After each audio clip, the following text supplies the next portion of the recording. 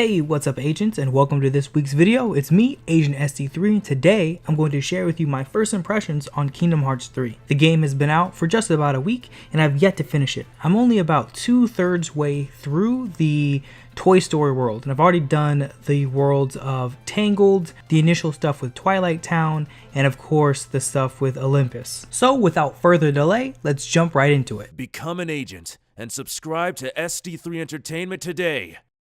So let me just start by saying this game is everything that I wanted it to be and then some. Admittedly, I have not played a lot of the in-between games such as Birth by Sleep, Dream Drop Distance, 358 Days Over 2, etc, etc. So the mechanics that were introduced in those games that are in Kingdom Hearts 3, this is my first experience with them.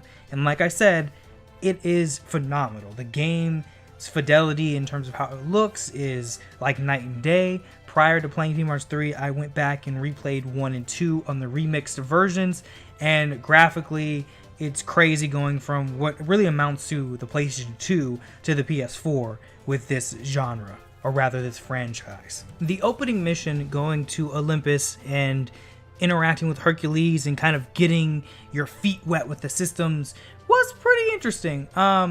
I think for me, one of the most difficult things to really grasp thus far is the flow motion mechanic, and I could just be a super noob and not really coordinated enough to really utilize the mechanic in the way that it should be.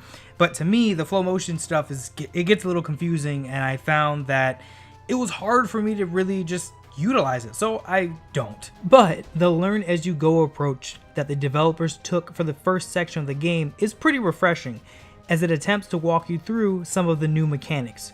What was really interesting was just how quickly they introduced the attraction flow mechanic.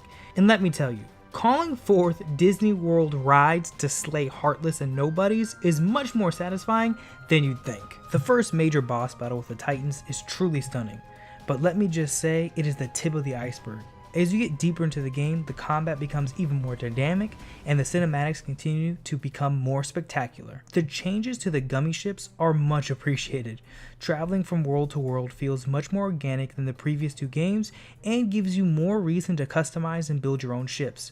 Admittedly, I hardly touched the ship customizer in the previous games, in part because I didn't feel the need to. The ability to traverse vast worlds and not feel restricted to the same maps is a great change of pace.